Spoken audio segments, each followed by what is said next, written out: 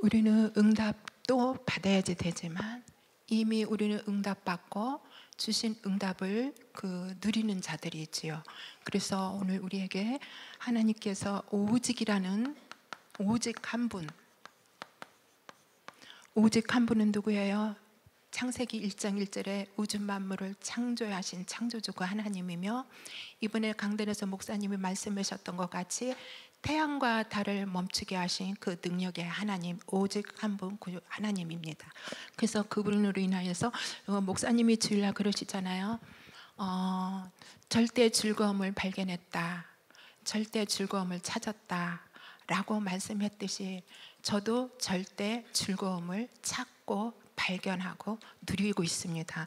그래서 절대 즐거움을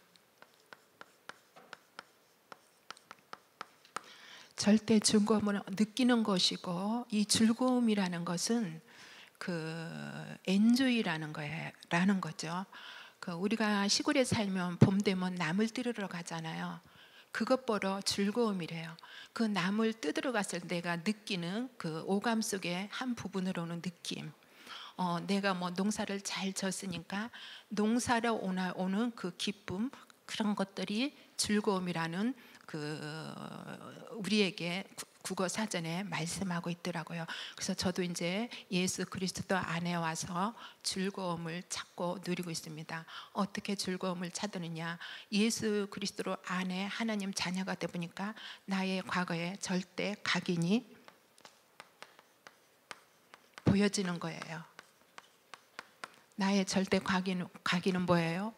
저도 불신자 가문에 있었기 때문에 나의 각인 속에 영적인 존재를 몰랐던 것이죠. 전혀 영적인 세계는 알 수 없었고 가르쳐주는 사람도 없었고, 나의 과거에 절대 각인 속에서는 그 영적인 존재가 전혀 모르는 흑암에 잡혀 있던 그런 상태였기 때문에 그 절대 각인이 내 속에도 있었던 것이죠. 그러면서 또 절대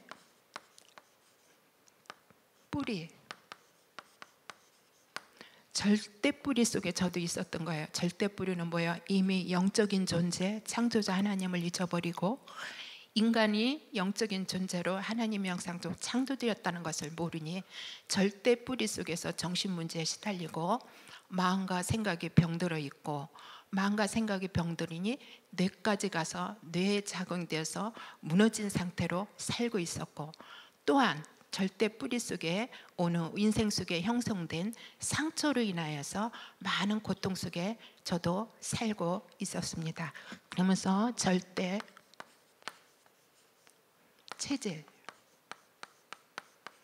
체질은 뭐예요? 우리가 그 절대 각인과 절대 뿌리를 모르니까 절대 체질 속에서 늘 육신의 문제 때문에 또한 고통당하는 거예요.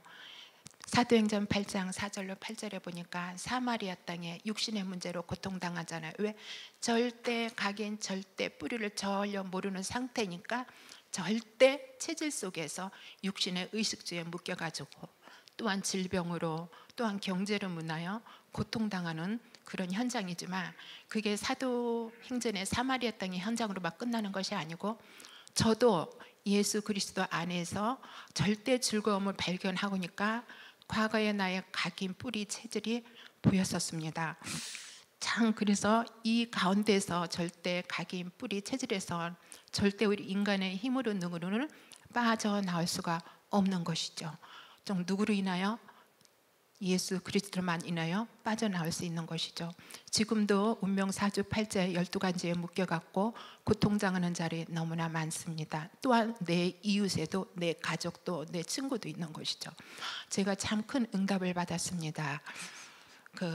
참 말하기도 참 조심스럽고 좀 그런데, 우린 복음 안에 있고 복음으로 다 해석하니까 알아들으리라, 이해를 하리라 믿습니다. 제 외사촌 여동생이 있습니다. 각인 뿌리 체질, 영적인 세계를 모르니까 절대 각인 뿌리 체질 속에 잡혀가지고 이 아이가 지금 58이에요. 제가 이제 외사촌이니까 어렸을 때 굉장히 가깝게 지냈던 아이거든요. 근데 한 30년 전에 잘못된 인생, 잘못된 선택을 해가지고 사촌과 사촌끼리 근친상간을 해갖고 애를 낳았어요. 30년 전에. 그래갖고 이제 그 애갓집에, 저로 말하면 애갓집이에요. 애갓집에서 이제 이 남자아이도 나에게는 외사촌 동생이고 여자아이도 외사촌 동생이에요. 근데 이제 한 30년 전에 그런 사건으로 인하여 둘이가 아들을 둘을 낳았어요. 근데 남자아이는 이미 가정을 갖고 있었고 대전에서 공무원 생활을 하고 있었는데 그때 그런 풍파와 환란으로 인하여 본 부인이 그 공무원을 완전히 할 수 없도록 이렇게 막 해놓고 이제 뭐 가정은 파탄되고 이 지금 애사촌 여동생하고 얼마 살다가 애만 아들만 둘을 낳고 이제 자기네들도 안 사는 거예요. 그 이제 많은 세월이 지났는데 제 애갓집에서는 다 판단하고 정죄하고 이 아이를 차단해 버리고 쉬쉬하고 숨고 사는 거죠. 이 아이들 본인 자체들도 숨고 살고 그 아이들 사이에서 난 아이들 둘도 숨고 살 수밖에 없고 애갓집이 누군지 친갓집이 누군지도 몰라. 엄마 아빠 형편이 지금 그리 됐으니까.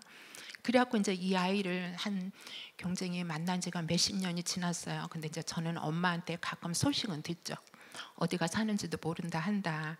애갓집 가면 애숙모가 가르쳐주지도 않는다. 어디가 사는지를 알면 좀 찾아 등등 뭐 이런 얘기를 이제 엄마가 가끔 얘기해서 듣고 있는데 또 내 애사촌 하나가 나로 인하여 전도를 받고 지금 천안 원내스 김춘 목사님 교회에서 잘 섬기면서 제자의 축복을 누리고 있거든요. 그 아이하고 이 아이하고는 사촌지간이란 말이죠. 저는 이 아이하고 이 아이하고는 외사촌지간인데 그래갖고 어떻게 해서 한 30 몇 년 만에 이 아이를 한 3개월 전에 만났어요. 이 여자아이를. 근데 그 이제 우리 남자 외사촌 동생은 여기 수원 어디서 산다고만 하지 전혀 소식을 알 수가 없어요. 아무도 가르쳐 주지도 않는 거예요. 쉬쉬 하고 그냥 살으니까.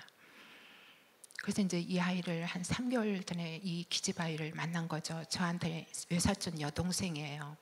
이렇게 딱 만났는데 알아보겠더라고요. 그 아이가 한 10살 때 이렇게 봤고 나는 한 15살쯤 그렇게 됐을 때 그때 만남이 있어서 이렇게 했는데 그 애가집 가서 막 같이 놀고 그랬던 기억이 있는데 저도 나를 알아보고 나도 저를 알아보고 이제 30년이 훨씬 넘은 가운데서 이제 한 3개월 전에 만났는데 제가 복음 때문에 만났어요. 우리 애가집에서는 이 아이를 완전 이 아이들 본인들 자체도 이렇게 드러내려고 안 하고 애가집 쪽에서도 다 감추고 시시하는 그런 상황이기 때문에 그래서 이제 만나갖고 점심 먹으면서 뭐 처음부터 상황을 보니 뻔하더라고요. 제가 추측했던 거와 같이 너무 많이 고생하고 살았고 그 아이들 둘 키우느라면서 사느라고 고생을 했고 또 엄마한테도 버림받고 아빠한테도 버림받고 뭐 등등 뭐라고 이렇게 말로 쉽게 할 수가 없더라고요. 그래서 그냥 밥 먹고 세상 얘기도 조금 했고 어떻게 살았니 이런 얘기를 하고 내같이 인생을 스토리를 모르는 줄 아는 거예요. 그래서 제가 먼저 이야기를 그런 얘기는 끊을 수가 없잖아요. 그래서 안 하고 그냥 있는데 나중에는 이제 점심 먹고 커피숍에 갔는데 하염없이 우는 거예요. 그래서 이제 그때 자기 인생 스토리를 고백을 하는 거죠. 쭉 인생 역사를 이야기를 하는데 우리가 뭐 그거 꼭 들어서 많이 아는 것이 아니고 제가 예측했던 거와 같이 뻔하게 그렇게 고생 아닌 고생 너무 많이 하고 살았더라고요. 근데 이제 그렇게 해서 그 사춘주간이 그렇게 해서 난 아이들이 지금 33인가 이렇게 된대요. 큰 놈은 33이고 작은 놈은 31인가 그렇다 그러더라고요. 근데 지 말로는 아이들이 그래도 엄마한테 잘한다 이런 얘기를 하더라고요. 하루에서 이제 마지막 때 올 무렵쯤에서 한 2시간 3시간 지나가지고 제가 복음 얘기를 했죠. 괜찮다. 네가 그런 인생을 살았어도 괜찮다. 얘는 이야기를 들어보니 지가 고생하고 산 거 그게 1순위가 아니라 지 인생을 그 사촌과의 관계 속에서 아이를 낳고 살은 그 인생을 어디 가서 풀어놓지를 못하는 거죠. 놀 수도 없었고. 그래서 이제 그런 얘기를 하기에 괜찮다. 뭐 성경에도 사실 우리가 보면 근친상가에서 애 낳은 사람들 많고 결혼한 사람들이 참 많죠. 아브람 역시도 그랬고. 그래서 괜찮다. 괜찮다. 과거는 다 지나가서 괜찮다. 오늘이 중요한 것이다. 라고 하면서 이제 복음을 전해서 영접을 했어요. 영접을 하고 전화상으로도 포럼 해주고 팀사역 해주고. 저 일산 어디서 살더라고요. 내가 일산도 갔고 또 우리 집에도 오고 해서 이렇게 요즘 한 3개월 동안 하나님이 역사 속에 응답 속에 잘 이렇게 3개월 동안 진행이 되고 있는데, 문제는 저 천안에 이제 제가 그 아이도 또 예사촌도 전도해서 다니는 그 기집아이 제 외사촌 여동생이 그 아이가 문제인 거예요. 그래서 제가 이제 그 아이를 또 천안을 찾아가서 이야기를 했어요. 야야 이렇게 해서 얘를 만났고 이렇게 해서 복음 전했다. 제가 기대를 했어요. 이 아이는 나를 통해서 복음을 받고 하나님 자녀로 돼서 15년 동안 신앙생활을 하니까 나는 이런 이야기를 이 아이를 해도 이 아이가 용서할 줄 알고 이야기를 그냥 너무 내 편한 대로 했어요. 불신자도 아니고 복음에 있는 사람이니까. 근데 전혀 용서를 못하는 거예요. 이 기집아이를 용서 못하는 거예요. 그때 그런 사건이 일어났을 때는 남자나 여자나 똑같잖아요. 처녀나 총각이나, 얘는 총각이냐고 유부남이었고 얘는 처녀였었는데 남자나 여자나 똑같은데 이 아이가 이 기집아이한테만 나쁘다. 걔가 그렇게 뭐 어쩌고 저쩌고 해서 그런 일이 벌어졌다라고 30년이 넘은 세월 동안 그렇게 원망을 하더라고요. 그래서 제가 이제 그 아이를 만나고 그 아이한테 제가 실족하고 실망하고 왔거든요. 복음 메시지를 전달해줘도 안 듣더라고요. 아니라고 하면서. 그래서 이제 제가 이 얘기를 왜 길게 좀 이렇게 했느냐면, 우리는 한 치 앞도 내다볼 수가 없어요. 어떤 역사 속에 어떤 하나님 주권 속에 하나님 나라를 이루어 갈지, 절대 각인 뿌리 체질된 사람들을 건져내는 것은 하나님 주권 속에 하나님 손에 있기 때문에 우리는 알 수 없기 때문에, 주일날 목사님이 강단에서 메시지 하신 것까지 우리는 절대 즐거움을 누리고만 있으면 된다는 이 요지의 말씀을 제가 함께 포럼을 하려고 그런 이야기를 했습니다. 절대 각인 뿌리 속에서 우리 인간의 녹음은 절대 할 수 없는 것이죠. 그래서 우리에게 절대 하나님께서 말씀을 주셨어요.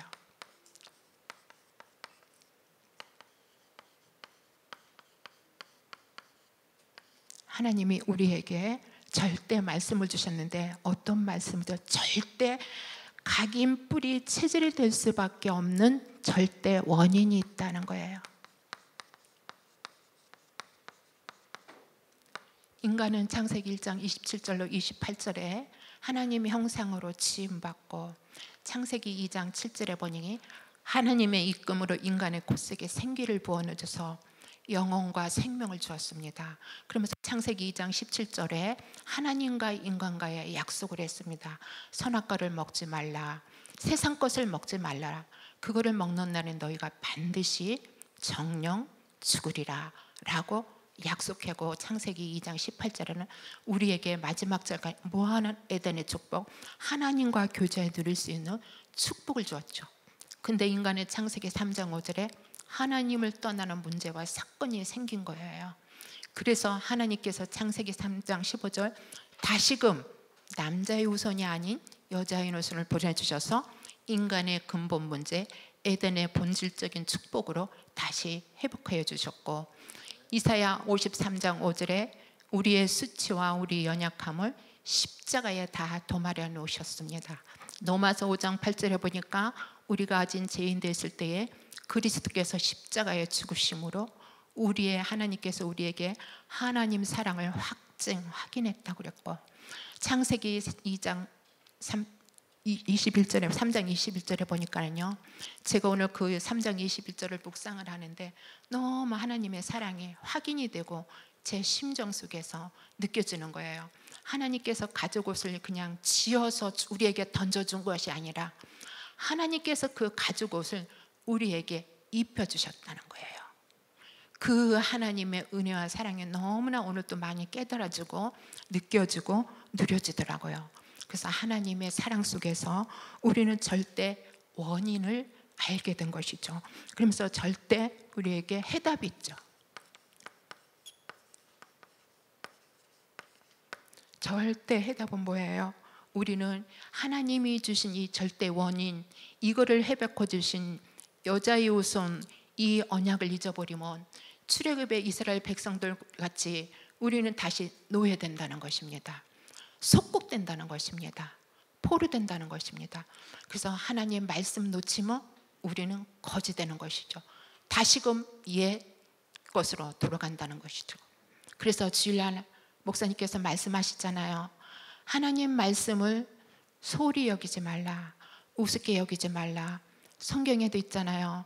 하나님 말씀을 농담으로 여긴 노새 사위들, 소돔과 고모라 성에 망한다 했는데 그 말씀을, 그 메시지를 농담으로 우습게 여겼다는 것이죠. 그래서 소돔과 고모라 성 망할 때 이들은 어떻게 됐어요? 성경에 우리가 근거라고 확인해 보면 소돔 기둥이 됐잖아요. 우리도 하나님 언약, 하나님 절대적인 해답 놓쳐버리면은 우리도 소돔 기둥이 된다는 것이고, 완전 영적으로 지근지근 사단한테 밟힌다는 것입니다. 하나님의 은혜와 사랑으로 우리가 다시 회복된 이 은혜와 사랑, 절대 즐거움을 우리는 놓치면 안 되는 것입니다. 그러면서 우리에게 또 절대 축복이 있어요. 절대 축복, 우리에게는 예배의 축복이 있어요.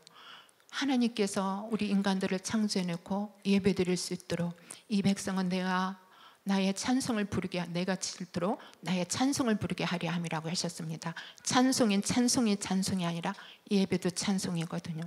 우리는 예배드릴 특권이 있고, 우리는 예배드릴 의무가 있고, 하나님을 예배로 찬양할 우리는 의무가 있는 것입니다. 그래서 우리가 예배 드릴 때에 우리 안에 있는 근심, 염려 이런 것들이 모두 다 떠나가는 것이죠. 우리가 예배 드릴 때에 우리가 세상 사람들이, 불신자들이 알 수 없는 영적인 힘을 주시고, 그 힘으로 오늘 또 세상에서 존재하고 살고 승리하고 있는 것입니다. 그러면서 우리에게 또 절대 오늘,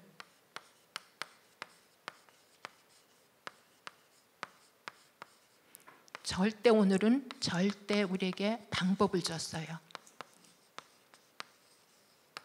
절대 방법은, 목사님 그러시잖아요. 유광수 목사님 하루에 3번씩 하고, 성경의 다윗은 하루에 7번 했고, 뭐 누구는 몇 번 했는데 목사님은 5번 6번 하신다고 그러잖아요. 그거 하려 하지 말아라. 일단 한 번만 해라 라고 우리에게 말씀 주시잖아요. 저도 하루에 1번, 2번 할 때 내 영적 상태가 다르고, 1번 할 때 영적 상태가 다르고, 3번, 4번 할 때 영적 상태가 다르더라고요. 그러나 기본적으로 우리는 1번, 2번만 하면은 우리 속에는 영적인 그 힘이 빵, 좀 제 표현이 그래요. 빵빵해갖고, 풍선이 바람 들어가면 빵빵하던 그런 의미 같이 빵빵해갖고요.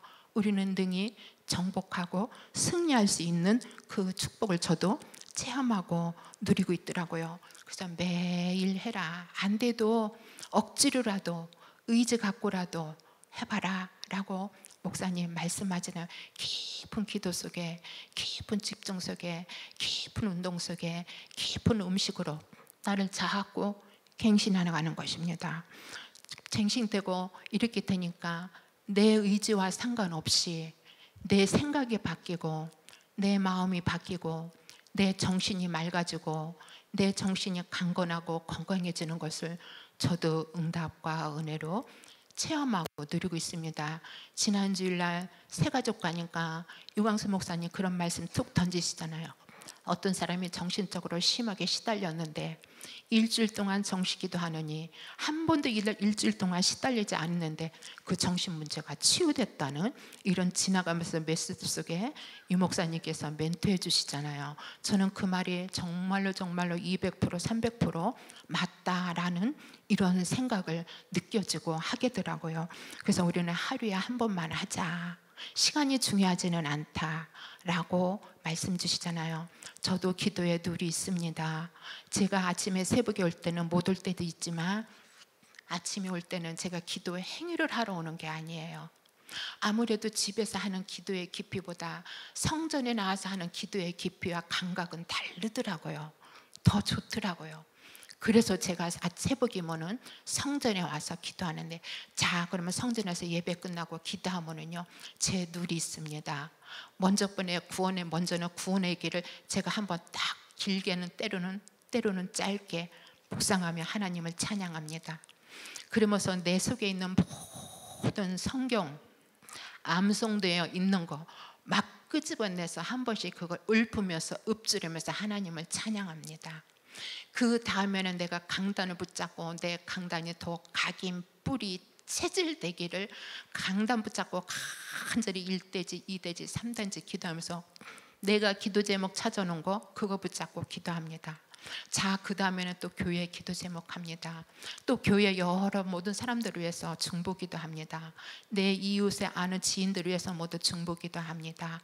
그리하고 사람의 마지막에는 여러 가지 또 이런 기도, 우리 가문을 위해서 내 형제가 아직 돌아가지 않은 사람들을 위해서 기도하고 그렇게 하고 누리고 가면은요 너무너무 좋죠. 그냥 제가 말이 좋다는 표현이지 그냥 좋다는 이 표현을 어떻게 더 이상 표현할 길은 없거든요. 그래서 너무 좋더라고요. 그래서 저는 나름대로 그렇게 하고 있고, 또 집에 가서 제가 또 책상에 앉아서 5분이 됐던 어떤 상황에 따라서 또 묵상합니다. 묵상하는 건 집에 가서 일단 이 고백을 다 하고 갔기 때문에 집에서는 그냥 내가 강단만 붙잡고, 왜 강단만 붙잡고 내가 하느냐, 내가 강단으로 더 각인 뿌리 치되 내가 바뀌어져야 되니 개인화 교회와 현장이 지금보다 더 든든히 세워지고 체질이 될 것 같으니까 제가 그 강단 붙잡고 기도하면 또 일반적인 다른 기도를 해서는 영적인 감각과 힘과 강단만 붙잡고 내가 기도하면 하나님께서 나에게 주신 영적인 감각과 힘은 또 다른 거예요. 그러니까 이 다르다는 표현이 고기도 먹어봐야 알지, 그냥 고기 먹고 맛있다잖아요. 어떻게 표현할 길이 없잖아요. 그 맛은 또 상대고 먹어봐야 알지. 너무 다른 거예요. 그래서 또 강단 붙잡고 기도하고, 낮에는 생각나면 하고 생각 안 나면 안 나고, 또 저녁에는 또 어떤 때는 할 때도 있고 안 할 때도 있고, 저도 그렇게 하면서 나의 영적 상태를 이렇게 관리하고 있습니다. 그래서 우리는 하루에 한 번씩 하나님을 찬양할 때에 내 의지와 상관없이 내 마음과 생각과 정신이 치유된다는 거, 그 응답을 함께 누렸으면 감사하겠습니다. 나도 상처가 참 많거든요. 여러분들이 나를 볼 때 알고 있는 상처, 나만 알고 있는 상처 참 많아요. 어느 메시지를 요 며칠 전에 어느 분 목사님 메시지를 들으니까 그 아이도벨이 있어요. 사무엘상 17장에 나오는 그 아이도벨이 누구냐면, 저도 이제 메시지를 들은 걸 나한테 적용해서 지금 포럼 같이 은혜를 나누는 것입니다. 아이도벨이 그 밧세바의 할아버지래요. 그런데 아이도벨이 또한 어디에 있었냐면, 그때 그 다윗이 그런 사건을 일으킬 때에 다윗의 측근에 있었다는 거예요. 측근에 있으면서 자기의 손자와 손녀가 그렇게 해서 다윗의 이로 인하여 죽음을 당했을 때 아이도벨의 상처가 얼마나 컸겠어요. 제가 느끼는 것은, 제가 깨닫는 것은, 아이도벨의 손자 손녀가 죽어서도 상처가 되지만 다윗이 실세잖아요. 힘이 있는 자잖아요. 그 힘 있는 자 앞에 말을 못하고 그 수모와 그 슬픔과 손자와 손녀사녀가 죽는 것을, 그거를 다 보고도 말 한마디 하지 않았다는 거예요. 그때 나는 그 심정이 이해가 되더라고요.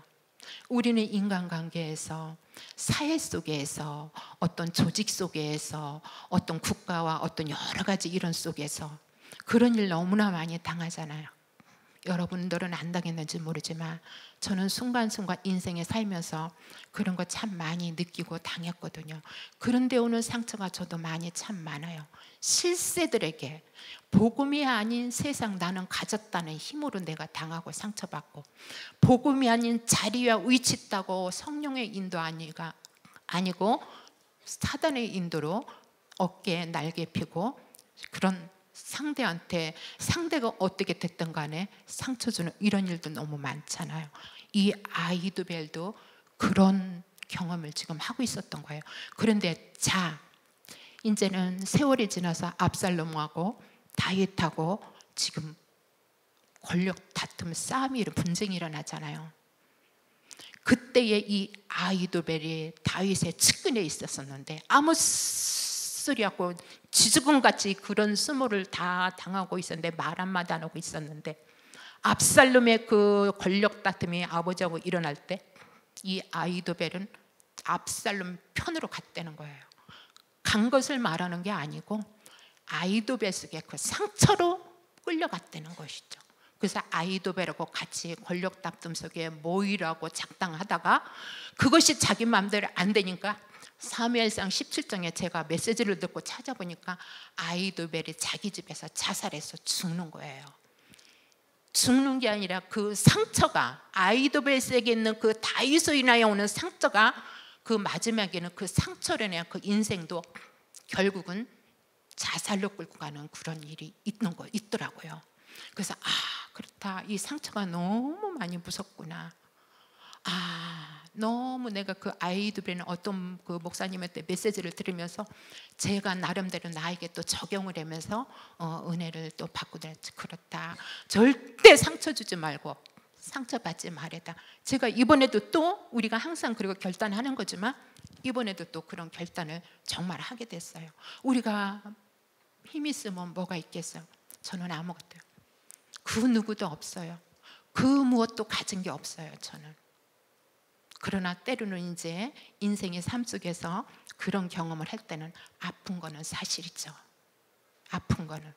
그러나 이 내 속에 있는 요 모양 있는 이 상처를 치유받고 내가 더 갱신해서 모든 사람들을 내가 품는 자가 좀 돼야 되겠다고 엄청 제가 몸부림치면서 사모하고 있습니다.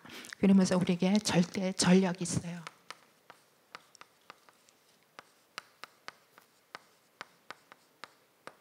절대 전략은 우리가 오직 유일성 재창조 능력의 시스템을 하는 거예요. 이게 우리의 전략이에요. 그러면서 우리에게 절대 승리가 있어요.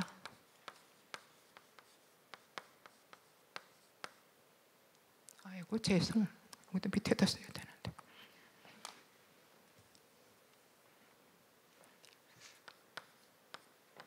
이게 절대 전략이 있고 절대 승리가 있어요. 우리는 가나안 가야지 됩니다. 누가 뭐라 해도 우리는 가나안 가야지 돼요. 가나안은 그냥 갈 수 없어요. 절대 우리가 방법받고 내 개인 각인뿌리 치유받고 바꿔서 절대 전략 가지고 절대 우리는 승리를 할 자이기 때문에 우리는 가나안 들어가야지 됩니다. 가나안 그냥 들어가면 가나안 들어가서 일곱 족속 서론왕세 팡팡 당합니다. 그러니까 우리는 이미 성경을 통해서 알잖아요. 우리의 지금 우리 다민족교회 우리 교회에 주신 가나안이 어디예요? 경기 남부지역. 살리는 것이 우리의 가나안입니다. 집 문 열고 밖에 나가면 현장에서 우리를 호락호락 그냥 받아주지 않잖아요. 우리를 대적하잖아요. 우리를 비방하잖아요. 우리를 판단하잖아요. 우리를 차단하잖아요. 우리를 제한시켜버리잖아요. 그런데 내 속에서 내 각인, 뿌리, 이미 잘못된 거 이런 것들을 내가 치유받지 않고 바꾸지 않으면 어떻게 가나안 들어가겠어요? 우리 다 알잖아요. 그래서 우리는 이 응답과 축복을 함께 누리고 또 237까지 나아가야지 되고 5천 정도까지 우리는 뻗어 나가야지 되는 것이죠. 그래서 이 응답과 축복을 우리에게 주실 것입니다. 그래서 이에 우리가 그리스도 안에서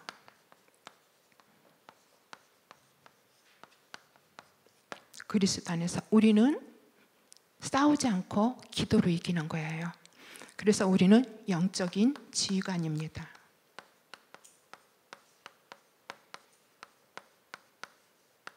영적인 지휘관 뭐예요? 전쟁하게 되고 전쟁이 일어나면 본부에서 지휘하자. 전부 전쟁터를 군사력들을 막 지휘하잖아요. 이쪽에서 치고 들어온다. 이렇게 하라. 전략 쓰면서 방법을 가지고 하듯이 우리는 영적인 지휘관이기 때문에 우리는 하나님의 전신갑주를 입어야지 돼요. 그래서 에베소서 10장 20절에 보면 하나님의 전신갑주를 입어라. 왜? 지휘관이 능력이 없고 자질이 없으면 안 되잖아요. 그래서 우리는 하나님의 전신갑주 있고 전략을 갖고 있어야죠. 전략은 뭐예요? 어느 목적지를 향해서 가는 방법이라는 거예요. 우리는 가나안에 들어가는 목적지가 있잖아요. 그래 우리에게도 전략이 있어야 된다는 것이죠. 그 응답과 축복을 우리는 함께 누리고 있고요. 또 히브리 11장의 믿음의 사람들은 정말 제가 학교에서 공부를 하다 보니까 과제물을 하는데 어떤 과제물이었냐면 예수님의 12 제자의 그 순교에 대해서 정리해서 내라는 그런 과제물이었어요. 근데 이 히브리 11장의 믿음의 조상들도 만만치 않잖아요. 영적인 부분에서 다 토부를 켜고 소 가죽으로 벗기고 매도 맞고 추위에도 견디고 배고픔과 굶주림했듯이.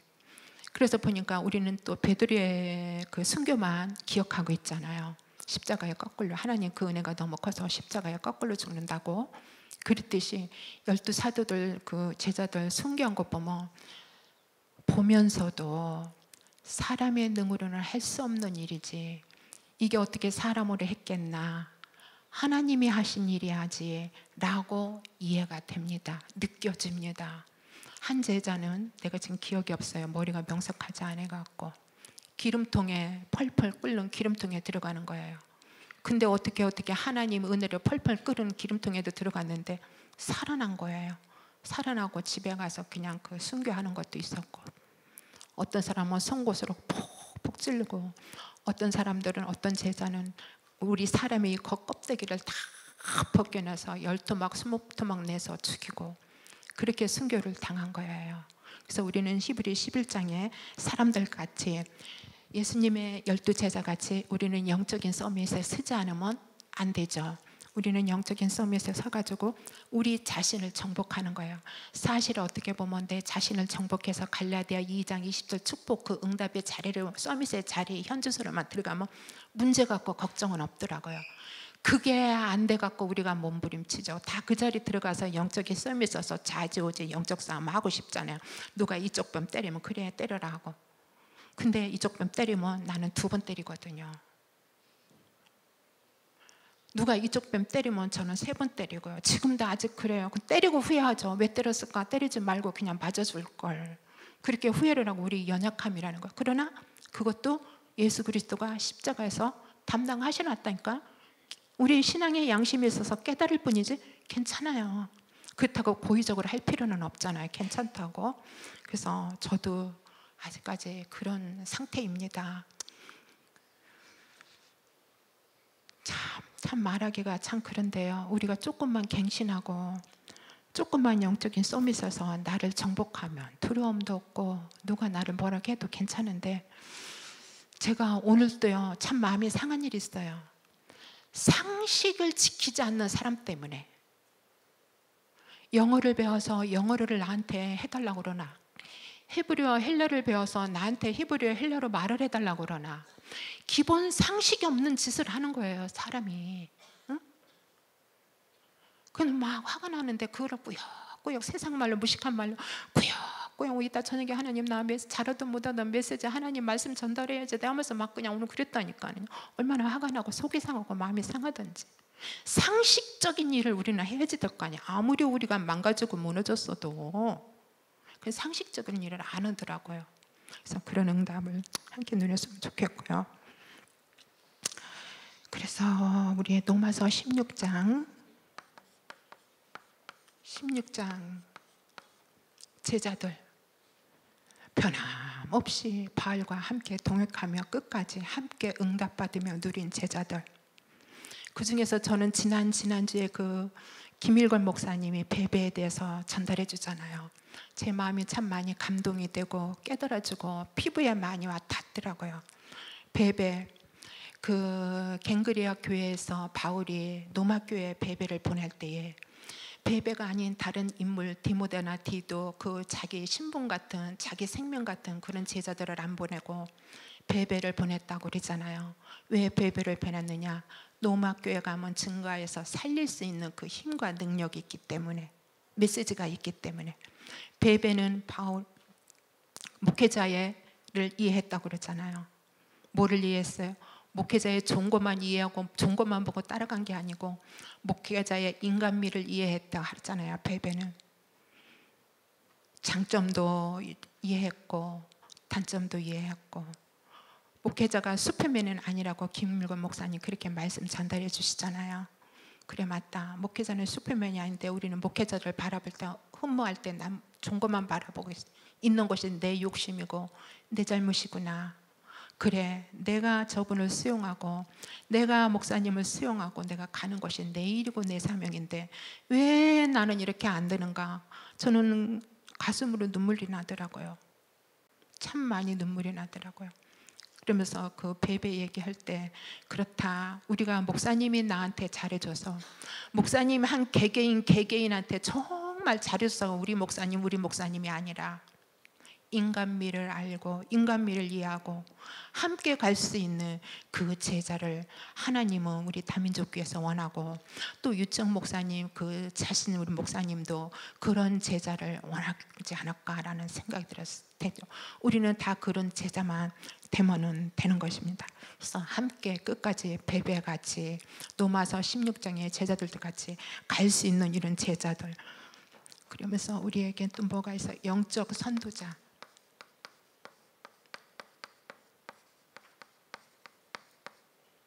영적 선도자는 창세기 13장 18절. 선도자는 뭐야? 앞장서서 가는 자.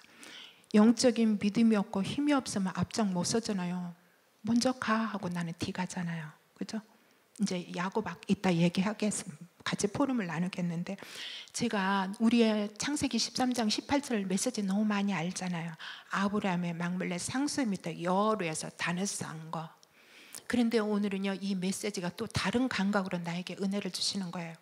너무 아브라함이 여호와를 위해서 날마다 하루에 한 번씩 했는지 몇 번씩 했는지 모르지만 절대 방법을 가지고 정식기도, 깊은 집중, 묵상기도 했는데 그 아브라함이 누렸던 그 평안함을 제가 느끼는 거예요. 그때 똑같은 메시지고 똑같은 하나님 말씀의 구절인데 오늘은 나에게 오는 것이 다르더라고요. 너무 아브라함이 그 평안한 응답을 누리는 것을 제가 오늘 느끼고 하나님 응답으로 체험했는데, 우린 아브라함이 누렸던 그 평안함을 누리면 승리할 수 있는 것이죠. 왜? 영적인 선도 주장이 앞장서 가야지 되기 때문에. 그래서 그리고 또 우리에게 또 뭐가 있죠? 다니엘도 마찬가지입니다. 다니엘도 우리 너무 잘 알죠. 포로로 지금 잡혀나가서 감옥에 들어가서 전에 행한 대로 형문을 열어놓고 예루살렘에서 감사기도 하고 있는 장면인데, 이 장면이 우리가 이 메시지가 너무 평상시에 알던 메시지인데 오늘따라 나에게 하나님이 주시는 영적인 감각은 또 다른 거예요.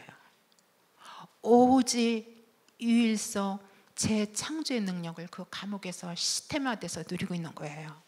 그 은혜가 나에게 깨달아지고 발견되는 하나님 은혜로 응답을 주시더라고요. 그래서 내가 다니엘이 누리는 6장 10절에 이 정식기도 묵상기도를 나도 본받아 누려야지 되겠다. 그러면 오직 유일서 재체인 능력으로 내가 시스템화가 돼서 개인화, 교회와 현장화가 지금 안 됐다는 게 아니고 지금보다 더 세밀하게, 더 견고하게, 더 깊게 누릴 수 있겠구나. 더 넓게, 높게, 깊게, 길게 한 발짝 영적 서밋으로 더 들어갈 수 있겠구나라는 거 오늘 또 느낌으로 하나님 응답을 누렸습니다. 그리고 창세기 32장 22절로 31절에 보면 야곱이 나오죠. 자, 야곱이 지금 이제 처가살이 끝났어요. 처가살이 졸업하고 이제 형을 만나러 집으로 고향으로 가는데, 형이 문제나 자기가 과거에 역적에 해놓은 게 있기 때문에 늘 그게 아마도 야곱은 걸렸던 것 같아요. 형을 속이고 갔잖아요. 그랬을 때에 다 앞장 세우잖아요. 야곱이 형한테 줄 소유물 앞장 세우고, 자기 부인, 첫째 부인, 둘째 부인, 셋째 부인 다 앞장 세우고, 자식들 앞장 세우고, 자기가 응답받고 한 거 재물 다 앞장 세우고, 자기는 기도하잖아요. 그때 그 기도, 우리가 오늘 또 이 메시지 너무 잘 알잖아요. 똑같은 메시지로 똑같은 감각으로 들어온 게 아니고 오늘도 이 메시지가 나한테 다른 감각으로 들려오는 거예요. 자, 그러면 야곱이 기도했던 것이 어떤 기도냐? 간절한 마음으로 기도했다는 거예요. 우리도 야곱같이 간절한 마음으로 기도하는 거죠. 기도로 이기는 거예요. 지금 야곱은 형의 마음을 감동시켜 달라고. 하나님, 내가 형한테 여차하고 지금 형을 피해서 갔다가 몇십 년 만에 지금 형 앞에 나타나서 고향으로 가는 이 길에 우리 형이 나를 해코지 할까 봐 야곱 속에는 두려움이 있었겠죠. 불안함이 있었겠죠. 믿음도 흔들렸었겠죠. 성경에는 없지만 제 추측에. 자, 그래서 우리는 야곱같이 포기하지 말고 간절한 마음으로 기도로 이기는 축복을 우리는 누리는 것입니다. 그래서 우리는 영적인 또 농부예요. 영적인 농부는 뭐예요? 디모데후서. 농부로서, 경계하는 자로서, 군사로서 우리는 끝까지 기다리는 거예요. 영혼 하나가 돌아오기를, 내 형제들이 시간이 되면 돌아오기를 기다리는 것이죠. 왜? 제한하지 말고 판단하지 말고. 요즘 유광수 목사님 이 단어가 저는 너무 좋더라고요. 제한하지 말아라, 판단하지 말아라, 차단하지 말아라. 한 단어를 제가 더 덧붙이면 칼질하지 말아라. 내 마음에 안 든다고 딱 하지 말아라. 무 자르듯이 딱 하지 말아라. 제가 요거는 단어를 하나 첨부했어요. 유광수 목사님 단어보다. 우리는 끝까지 기다려야지 돼요. 우리는 영원 사랑하는 마음을 하나님이 우리에게 주셨는데 우리는 영원 사랑 잘 안 되잖아요. 우리라고 말하면 제가 너무 그런데 저는 안 되더라고요. 영원 사랑하면 됩니다. 그래서 우리는 영원 사랑할 때 그 한 영을 위해서 기다리는 것이죠. 제가 또 어떤 목사님 메시지를 듣는데 목회에 대해서 이렇게 쭉 메시지를 하면서 문고리라는 얘기를 해요. 목사님한테 주는 메시지였었어요. 목사님들끼리 모여놨던 그 메시지이기 때문에 결석자, 목회하다가 보면 결석자가 있다. 그 결석자 오라가라 하지 말고 연락이 되면 신방 오라고 하면 가서 신방은 하더라도 연락이 안 되고 시간 포착이 안 되고 상황이 안 돼갖고 만나지 못하고 하면 집에 가서 현관 문고리라 붙잡고 기도라도 하고 오고 주부라도 문에 붙여놓고 와라. 이 메시지는 어느 목사님이 하시는 거예요. 그것을 저는 어떤 그 행위적인 걸로 제가 들은 것이 아니고 그래 저런 중심에 영혼 사랑하는 게 있으면 되는데 우리는 내 마음에 안 든다고 한 영혼이 천하보다 그 생명 하나를 해버리잖아. 차단, 판단, 제한해버리잖아요. 그래서 이런 것도 나에게 그 메시지를 들으면서 교훈이구나 라고 깨달았습니다. 그래서 우리 또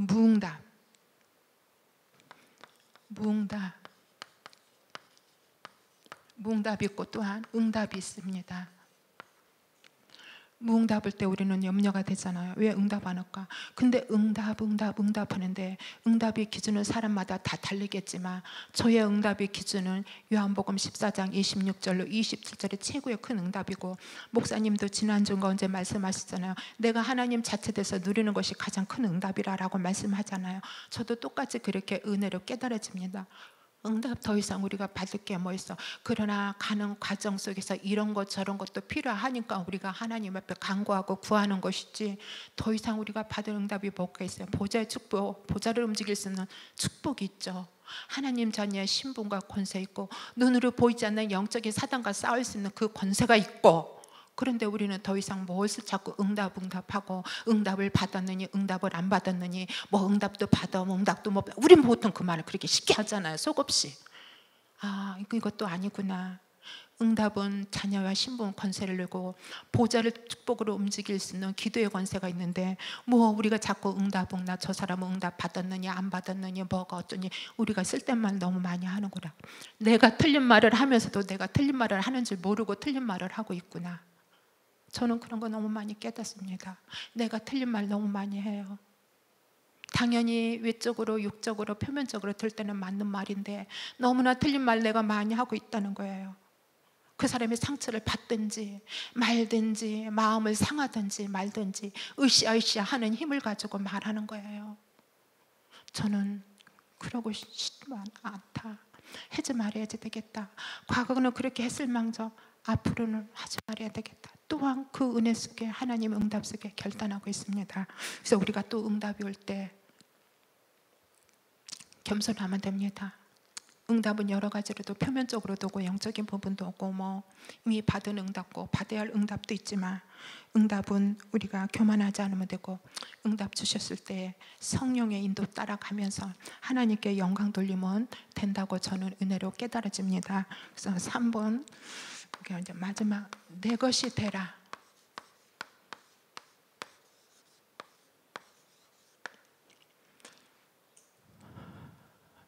우리는 한 지체예요. 누가 말하기도 성경에 비춰서 적용해서 전달을 하면 잘난 사람도 없고 못난 사람, 조금 계분 있고 차이는 있겠죠. 사람 따라서, 위치에 따라서, 환경 따라서, 배움 따라서, 지식 따라서 등등. 그러나 우리는 한 지체예요. 우리가 육신의 병원에 가면 다 똑같아요. 눈이 고장나서 온 사람, 팔이 고장나서 온 사람, 암병 들어온 사람, 그 누구도 병원에서는 의사들이 성도와 또 아니 환자와 환자 간에도 판단 안 해요. 다 동병상련이라고 서로가 당신은 거기 아파서 병원에 왔어, 나도 여기 아파서 병원에 왔어. 소통하고 감정 대 감정을 서로 수용하고 이해하고 서로 밥 한 끼라도 나눠 먹으려고 그러죠. 육신의 병원은 그런단 말이죠. 근데 우리가 아니라 죄송해요. 단어를 바꾸겠습니다. 저는 안 그럴 때 너무 많더라고요. 일단은 내 마음에 안 들면 나 싫어, 버거워서 싫더라고. 내가 이렇게 너무나 부족한 게 많아요. 우리는 한 지체인데 같이 가야지 되잖아요. 나 이 다민족교회 우리 교회 오고 싶어 오지 않았어요. 16년, 17년 전에 하나님 은혜로 하나님이 인도해서 여기 왔거든요. 여기 스스로 오고 싶어 온 사람도 그런 마음을 가까웠다 할지라도 하나님이 주신 은혜예요. 은혜로 인도받고 저도 하나님 은혜로 여기 왔어요. 많은 은혜도 받았습니다. 많이 내가 치유도 됐습니다. 여러 가지 많은 일 등등도 나에게는 있었습니다. 그러나 우리 하나님은 내가 쓰러지고 무너지고 넘어질 때마다 하나님이 나를 꼭 붙잡고 계시더라고요. 지금도 붙잡고 있습니다. 하나님이 저를. 우리는 한 지체입니다. 무엇 때문에? 같이 가야지 되는 것 때문에, 전도 선교 때문에 같이 가야지 되거든요. 그래서 우리에게는 한 방향이 있고 한 목표가 있습니다. 나만 그런 게 아니고 우리 모든 다민족, 우리 교회에 소속된 모든 멤버, 구성원들 한 생명 한 생명, 어린 자녀부터 어른 노년까지 다 하나님이 계획이 있어 보내줬습니다. 그런데 누구 하나 소홀히 해요? 소홀히 할 수 없습니다. 다 존귀한 자요, 귀한 자요. 다 전도 선교하고 증거할 증인들이 모였기 때문에, 그래서 우리는 주 안에서 빌립보서 4장 2절에 보면은 같은 마음을 품으라 그래요. 주 안에서 같은 마음을 품어라. 무엇을 같은 마음을 품어? 우리는 해야 할, 목사님이 목회를 이해하면서 목사님 혼자 할 수 없기 때문에 함께 해야 할 우리의 미션이 있습니다. 자, 미션은 먼저 이건 기둥입니다. 마태복음 9장 35절에 치유, 교육, 전도 있잖아요. 적어놓고요.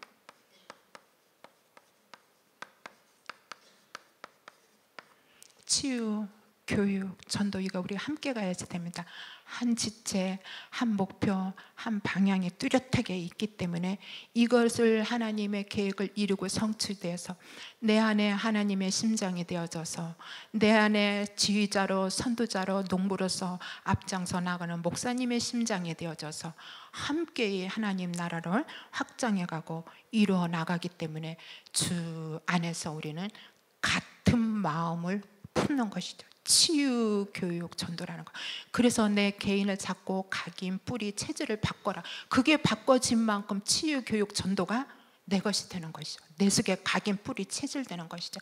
치유교육 전도가 우리 교회는 조그만 애들도 다 한다고 하는데 무슨 구호가 아니잖아요. 우리가 해야 할 미션인 것입니다. 자, 그러면 치유는 뭐예요?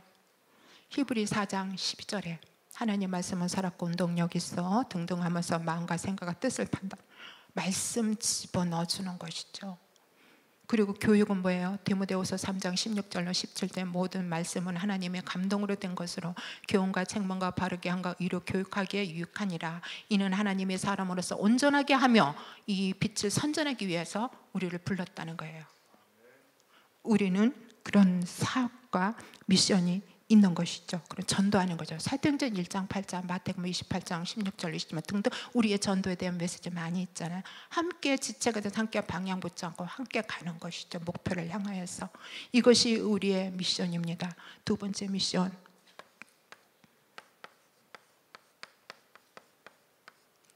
이건 틀이에요. 이것은 경기 남부지방 정말, 그리고 또 후대, 헌당,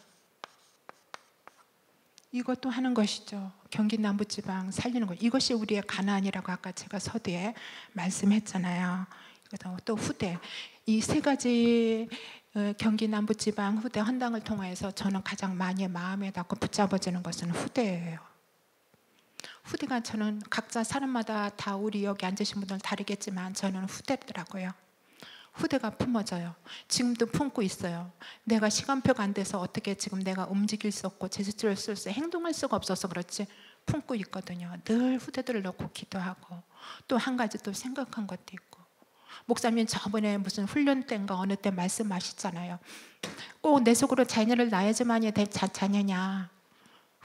후대 이렇게 하면서 막 그리 말씀하시더라고요. 저 맞다, 맞아, 아멘, 아멘. 저도 그렇게 했기 때문에 저는 후대가 가장 많이 내 마음에 당겨지더라고요. 그래서 세 번째 또 미션은, 세 번째 미션은 이거는 뭔가 바탕. 이거는 기도반, 우리 교회에서 지금 진행하고 있죠. 전도반, 양육반 같이 이제 9월 달부터 또 아마도 다시 새롭게 시작을 하시겠죠. 각자 필요한 반에 들어가서 하나님과 응답과 축복을 함께 누렸으면 감사하겠습니다. 감사합니다.